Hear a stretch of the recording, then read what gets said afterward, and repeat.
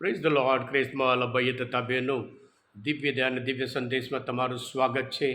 April 26મી તારીખ આજે સ્વર્ગસ્થ વડા ધર્મગુરુ ફ્રાન્સિસ માટે એમને દફનવિધિ થવાનું છે. એમના આત્મ શાંતિ માટે પ્રાર્થના કરીએ અને સાથે સાથે ત્યાર પછી જે કાર્ડિનલ બધા ભેગા થઈ કે જે નવા વડા ધર્મગુરુ પસંદ કરવાના છે એમને બધાના માટે વિશે પ્રાર્થના કરીએ, જેથી કરી તેઓ બધા ધર્મસભાની અને પ્રભુ વિશેની હિત ખાતર ભેગા થઈ યોગ્ય ઉમેદવારને પસંદ કરે. શાસ્ત્રપાઠ સાંભળીએ. માર્કનો ગ્રંથ 16મો અધ્યાય 9થી 15મી કલમ સુધી.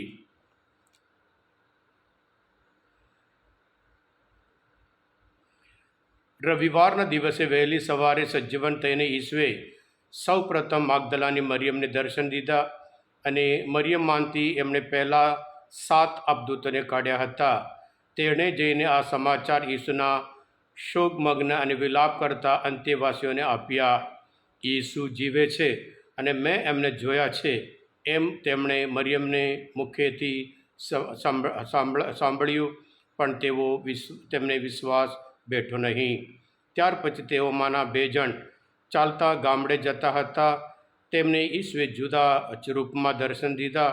એ લોકોએ પણ પાછા જઈને બીજા શિષ્યોને સમાચાર આપ્યા અને તેમના ઉપર પણ કોઈને વિશ્વાસ બેઠો નહીં. એ પછી 11 શિષ્યો ભોજન કરવા બેઠા હતા. ત્યાં ઈસુએ તેમને દર્શન દીધા અને પોતાને ફરી સજીવન થયેલા જોનારાની વાત તેમણે માની નહોતી. તેથી તેમને અશ્રદ્ધા અને જડતા માટે તેમને ઠપકો આપ્યો. પછી તેમણે તેઓને કહ્યું, તમે દુનિયામાં બધે જઈને આખી સૃષ્ટિને શુભ સંદેશ સંભળાવો. આ પ્રભુની વાણી છે, તે આપણો આધાર છે.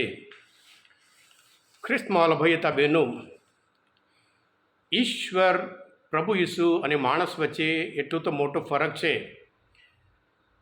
માણસો હંમેશા ભૂતકાળ જોતા હોય છે, ભૂતકાળની જ વાત કરતા હોય. એક વ્યક્તિ જ્યારે ભૂતકાળ એક ભૂલ કરી હોય, મિસ્ટેક કરી હોય, આ જીવન લોકો એ જ વાત ફરી ફરી કરી એને ટોણા મારી એવી રીતે માણસને જીવાને દેતા. પ્રભુ ઈસુ ભલે પાપ કર્યા હોય, ભલે ભૂલ કરી હોય, ભલે વિશ્વાસ ના રાખી હોય, પણ પ્રભુ ઈસુ એમના ભવિષ્ય ઉપર વધારે ધ્યાન આપે છે. આવા માણસો ઉપર પ્રભુ ઈસુ વિશ્વાસ રાખે છે અને મોટી જવાબદારી સોંપે છે. એ આજનો શુભ સંદેશ છે. ખ્રિસ્તમાં ભાઈ તબેના આજના શુભ સંદેશમાં માગદલા અને મરિયમને પ્રભુ ઈસુ દર્શન દીધા અને જૈન વાત કરે છે કોઈ માનવા તૈયાર નહીં. ત્યાર પછી એમાઉસ શિષ્યને દર્શન આપીને અલગ રીતે પોતાના મહિમાવંત શરીર રૂપે એમને દર્શન આપે છે. એ લોકો આવીને દયા કરે છે, તો પણ એ લોકો માનવા તૈયાર નથી. એમની અવિશ્વાસ અને જડતા જોઈને પ્રભુ ઈસુને ઠપકો આપે છે. છતાં એમનો ભૂતકાળ, એમનો વર્તમાન નહીં, પણ એમના ભવિષ્યમાં એમના ઉપર વિશ્વાસ રાખે છે. સાથે સાથે મોટી જવાબદારી સોંપે છે. તમે દુનિયામાં જઈને બધે જઈને શુભ સંદેશ ફેલાવો. શુભ સંદેશ શું છે ખ્રિસ્તમાં ભાઈ હતા બહેનો? શુભ સંદેશ પ્રભુ ઈસુનો સંદેશ નહીં, ચમત્કાર નહીં. શુભ સંદેશ એ છે ઈસુ આ પૃથ્વી પર માનવ જાતિની મુક્તિ માટે દુઃખ વેઠ્યા, પીડા દુઃખ સહન કર્યું, મરણ પામ્યા, સજીવન થયા. આ જ શુભ સંદેશ છે. આદિ ધર્મસભામાં પૌલ બધા આ જ શુભ સંદેશ ઉપર એ લોકો વધારે ધ્યાન આપ્યું, વધારે એમને મુખ્યત્વ આપ્યું હતું. આ શુભ સંદેશ છે. એટલે આ શુભ સંદેશ આપણે સંભળાવવાનો છે.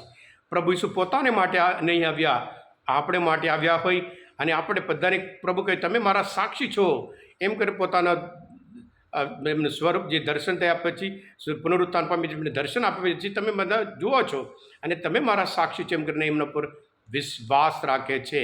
તમે જઈને બધે શુભ સંદેશ ફેલાવો.